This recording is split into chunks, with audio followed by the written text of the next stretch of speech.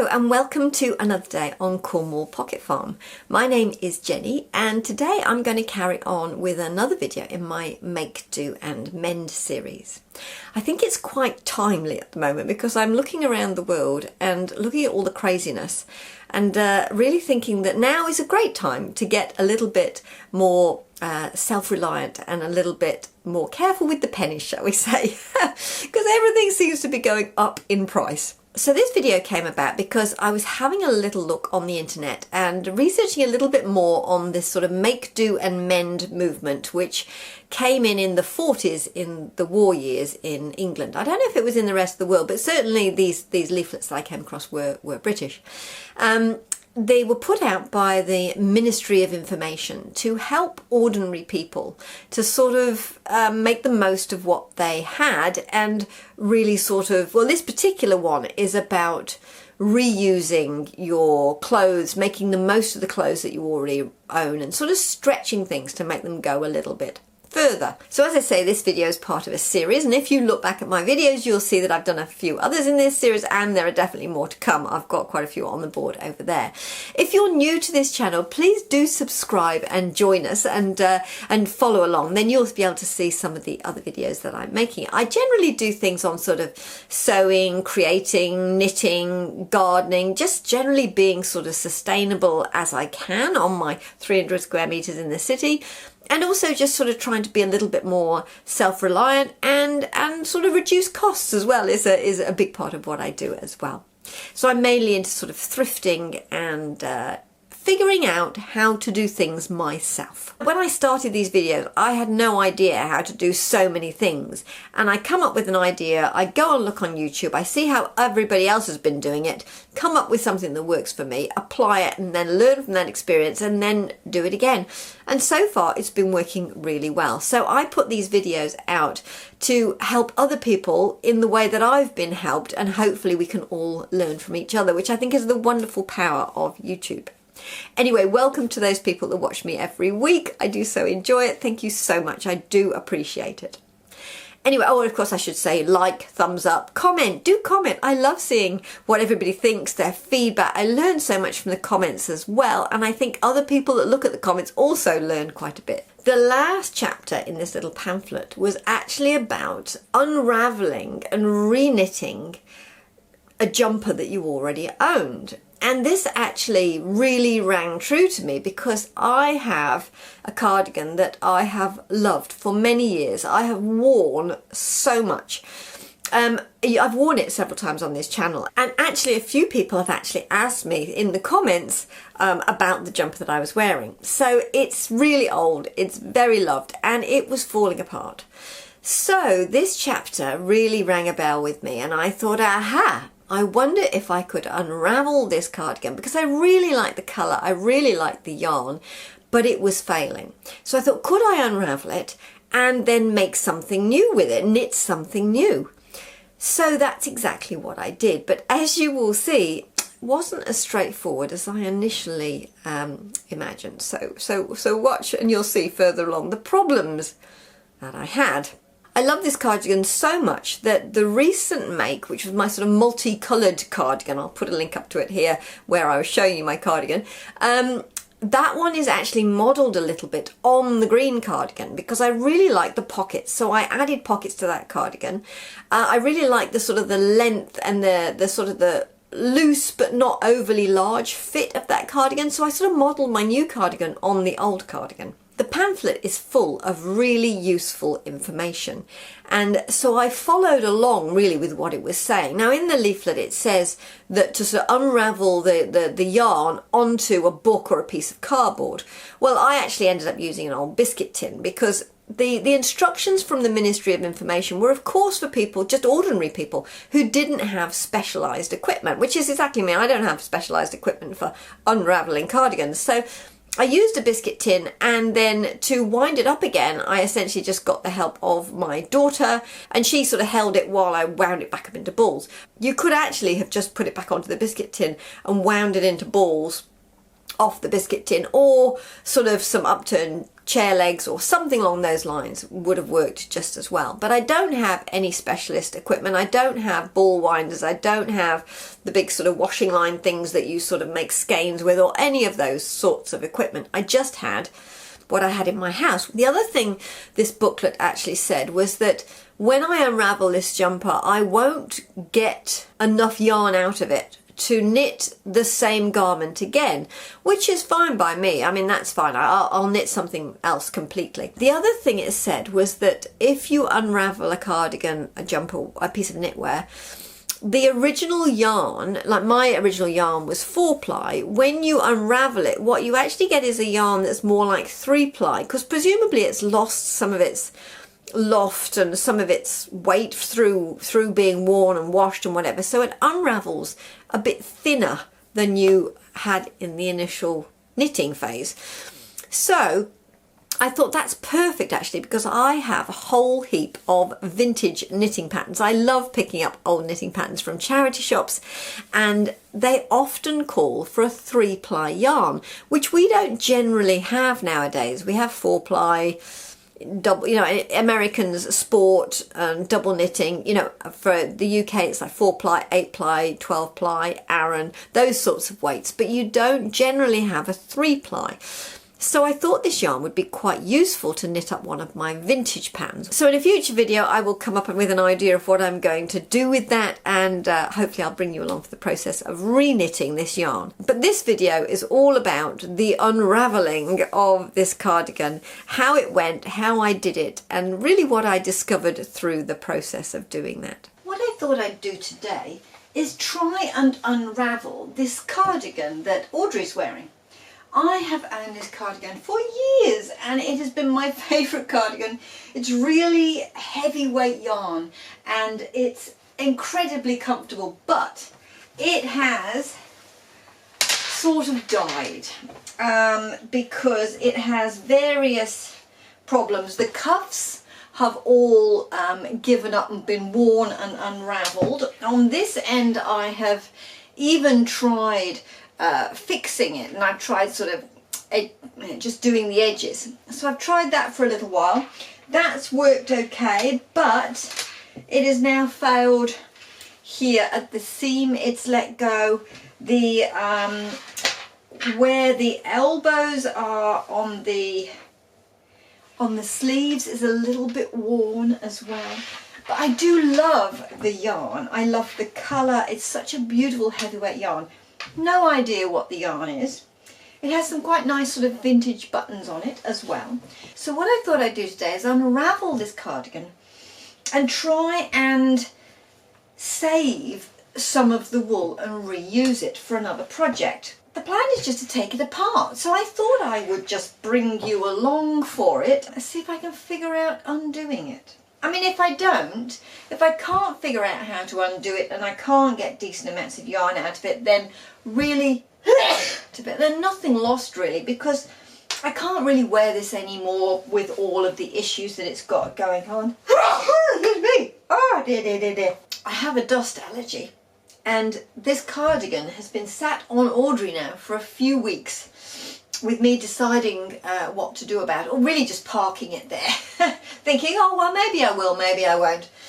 So what's happened is it's got a bit dusty and I've moved it around a bit, and that's kicked off my allergies. So sorry about that. Yeah, hopefully my eyes won't run and I'll be fine. So I figure that if I can't take it apart, then nothing lost really. I was going to harvest the buttons off it anyway, because I'd never like to throw away a good button. And really I can't do that much else with it in the state it's in. If I can harvest the yarn and reuse it, it'll be brilliant. If not, nothing really lost. This has worked so hard. It has been really, really good, and it owes me absolutely nothing. So I'm going to give it a whirl. I have to admit I've never done this before, but I've watched some YouTube videos, so how hard can it be? As she says, always, whenever I'm attacking anything, I'm like, how hard can it be? I've seen a YouTube video. Let's give it a whirl. Right, well, I don't have any fancy equipment at all. I have a biscuit tin here that I keep my zips in. So in here, I keep zips that I've sort of, when I find a good thrifted zip, I will pick it up and bring it home because there's always a use for it. And there's a few in here waiting for various projects as well. So I'm going to wind the yarn around here because what you need to do is actually put it into sort of skeins and then wash it. So to try and get some of the wrinkles out and that sort of thing. So that's what I'm going to do. I've got my unpicker. That's all I've got, and of course it is already coming apart, so so that should be a good starting point. First job, obviously, take the buttons off. There we go, and then see how we go. I do actually prefer these old buttons because they're so much better made than the stuff we get now. If I go and well, finding buttons in New Zealand is very hard. There's such a limited choice here. I very rarely come across sort of vintage buttons. It just doesn't seem to be something we have a lot of. But the modern ones, I don't know where they come from, but they really are rubbish. Nothing of the quality of those that I've just removed. I mean, those are really nice buttons. So I shall save those for another project. Put those over there. It's a pretty standard construction. It's just, actually I might get my better glasses. These are my usual distancey sewing glasses, but I have some higher powered ones which I use for unpicking. I'll just get those. Now cunningly, you may not be able to tell the difference because they're both black and they look pretty much the same. But trust me, they are different. Right, so looking at this construction, yeah, it's just sort of been stitched on. Let's try with the slit. Let's turn it inside out to start with. That's probably the best way, isn't it? Just turn it inside out and have a look at the job. Oh, snitchy nose. Woof.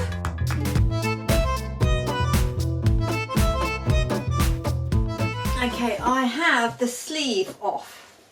So I figure I'm going to try and unravel it first because if I can't unravel it, then clearly it's not going to be worth taking the rest of it apart. But let's just try and see if I can find the end and try unraveling it.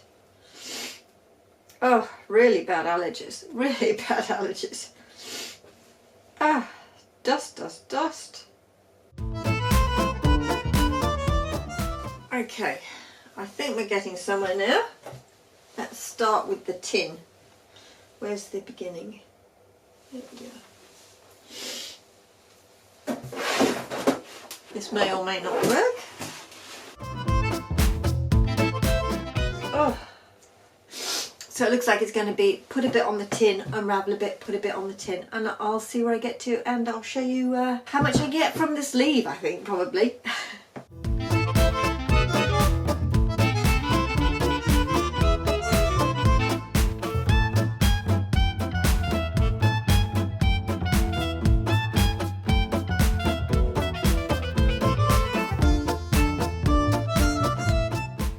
Okay, so I just came to a bit where the yarn had sort of split. I have this little extra bit which I took off at the beginning, which I'm just going to tie this skein together with and then take it off, and I can start a new one on my biscuit tin. Oh, but dear, allergies. Oh my lord. And then I come to the moment of truth. Can I actually get it off the biscuit tin? Which is another thought. We will see. The biscuit tin is slippy, so I'm hoping it will just slide off. Might take a little bit of effort, but oh yeah, I think it's going to slide off, so that's okay. Cool.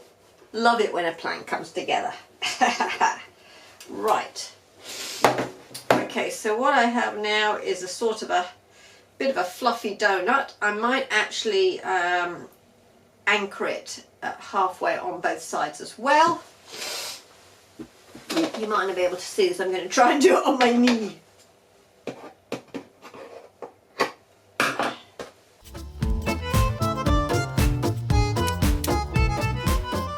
Okay, so now I've sort of got like a Sort of a weird big scrunchie, maybe a little hat. Weird big scrunchy thing. I will need to wash that and dry it and try and get some of this kink out of it a little bit with washing and relaxing and using a little bit of detergent. Hopefully it should relax out of its kinks a little bit. Anyway, that's one. Ah, sneezy, sneezy. Let me start again. Where did we get to? Now, this bit here was where it came adrift. So yeah, I can see, what have we got? 4-ply. This is a 4-ply yarn. Right, but it had come adrift. Some of it. So that's come off. Excuse me. Dear. It's a bit of a dusty job. This is mad because this cardigan was not washed that long ago, but I think there must be just dust sort of inside the cardigan, or you know, obviously when I'm taking it apart maybe the wool is sort of flying about a bit. Oh dear.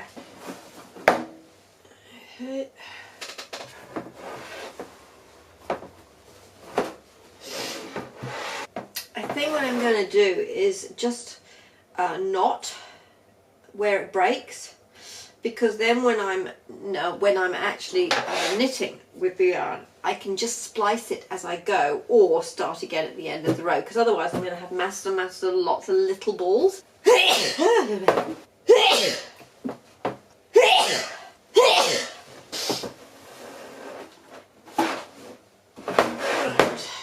So that is the end of the sleeve. Okay, so this is another day now because I started unraveling that jumper the other day and I had the most enormous allergy attack. You started to see me sneezing, I think, in the last footage. Well, I turned you off and carried on and my eyes were streaming and I was sneezing and I only got as far as doing one sleeve and one side and I just couldn't see anymore. I was so beside myself. And after that, it's actually taken me 2 days to get right and to stop sneezing. I'm still a little sinusy now, but to stop doing that. So I still have one sleeve, one side and an entire back to unravel. So I have a plan of attack. First of all, I'm going to have an anti-histamine. Oh, that's step number one. Step number two is I found one of my old COVID masks, so I'm going to put that on as well, plus my glasses to protect anything going into my eyes. And on top of that, a friend suggested that I do it outside so that there's more airflow. So that's my strategy, and fingers crossed, hopefully I will be able to get the rest of this jumper unraveled. I've been absolutely amazed about this reaction because I know I have a dust allergy. And sometimes if I go to my knitting group and I'm in a room full of knitters, sometimes I'll have a slight sort of sniffy sort of thing, but minor.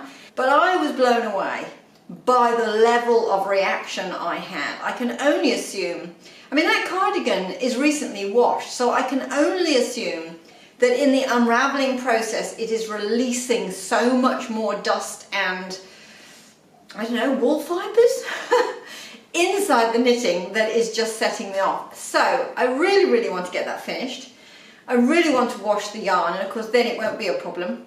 So I'm going to take you outside and we're going to don all our protective equipment and try and carry on. So very fetching, as you can see.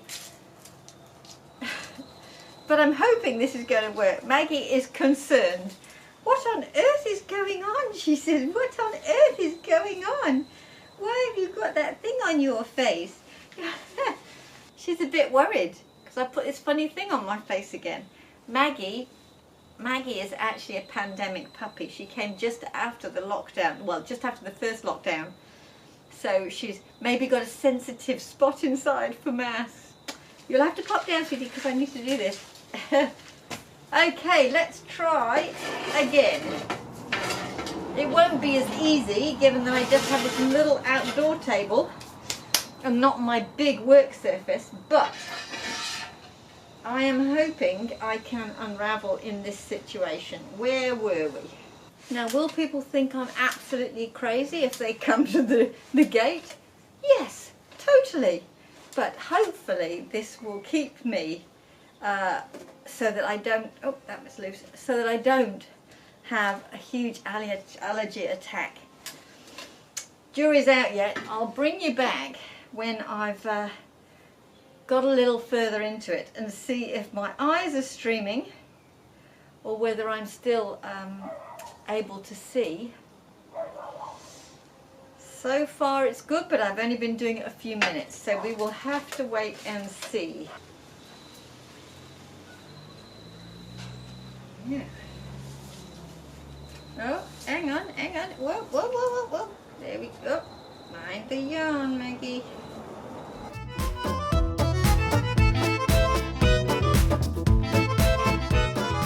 The mask seems to be working perfectly and also being outside, so very pleased. This is obviously where I need to unravel my yarn from now on. So after several sessions I have managed to unravel the entire cardigan. I now have, da-da, all this wool in beautiful sort of skein, well skein, I'm calling them the skeins.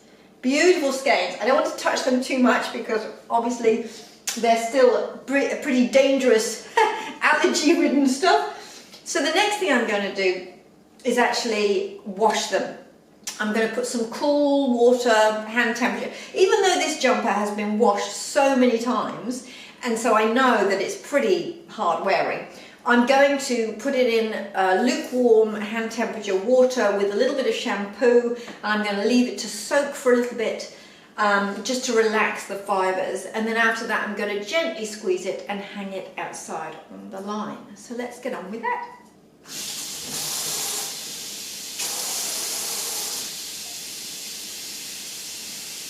I have some tea tree shampoo, but this is particularly low sud. Is that a thing? Low sud?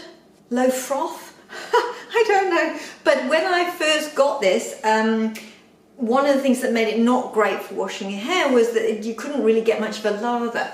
But it does make it really good for hand washing because of course it doesn't make huge amounts of bubbles that then you've got to try and rinse out of everything. So tea tree is obviously a natural antiseptic type thing, so I'm figuring it's probably the right stuff for this yarn.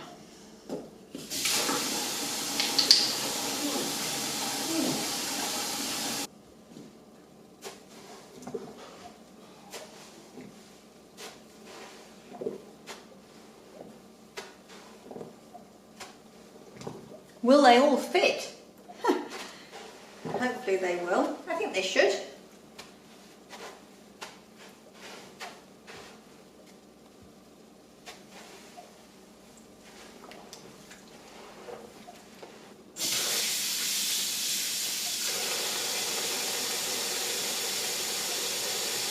So I think I'll just leave these here for probably about half an hour and then come back, give them a bit of a rinse and get them out on the line. So what I'm also going to do while I'm waiting for my yarn to soak and go onto the line is I want to do a bit of a burn test because I don't know what this fibre is. This cardigan is ancient.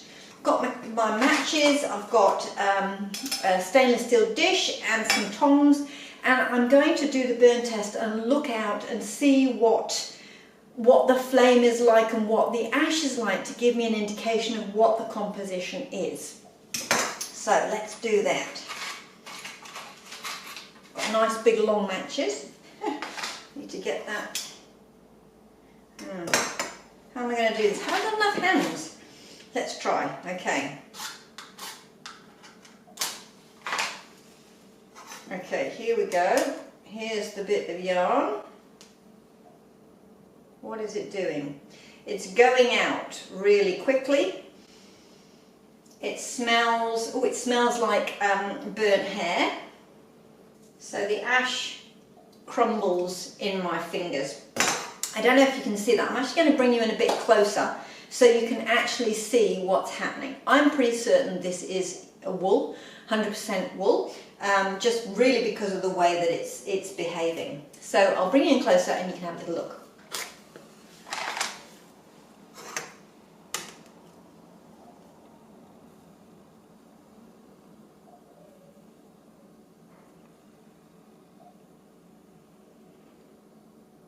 goes out really quickly.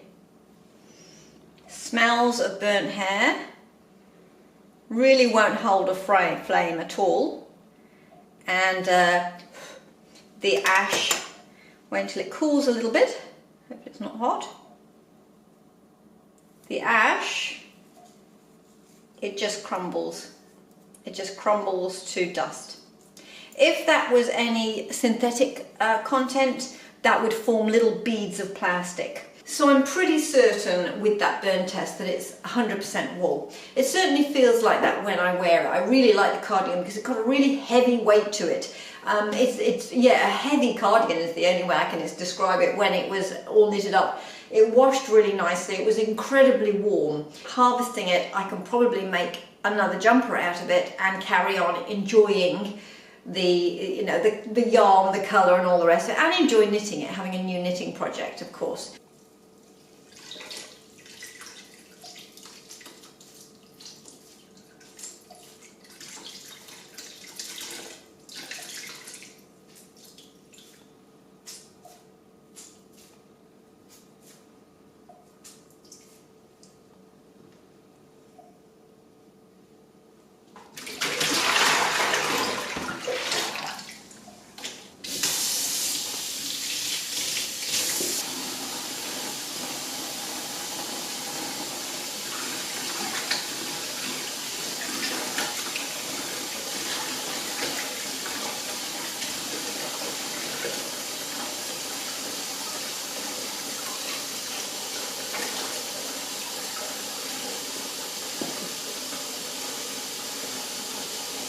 I'm actually doing this, rinsing it skein by skein, because I don't want to tangle it more than necessary.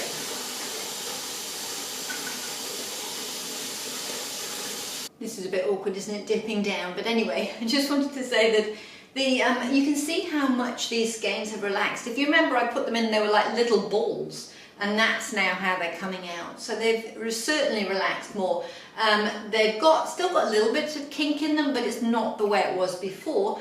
And when it's dry and then I put it into a ball, it will relax even more. It'll knit up fine.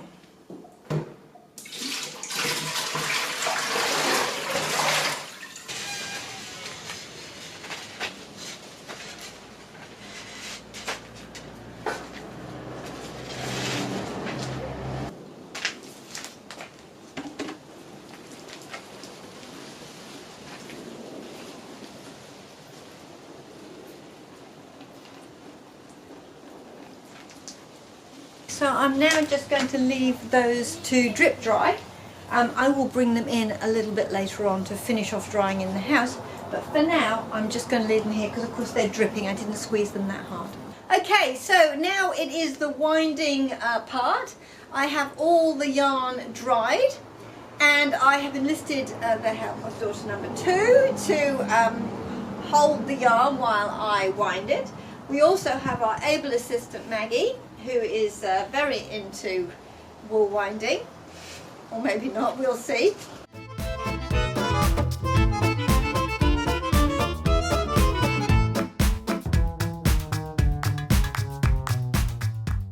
Maggie's being a real princess here, resting her head and her arm on my handy dandy person. Oh, now we're going to sleep. Now, it's just all too boring. And here we have it. All of the yarn, that entire cardigan now in these balls, all different sizes of course. I've got big balls and small balls, but all the yarn now is wound up and washed, processed, dekinked, and all ready now for me to make another garment. So I'm very pleased with my harvesting of this yarn. I particularly like this yarn. I really enjoyed wearing it in a cardigan, and now I can have lots of creative ideas about what I'm going to do with it.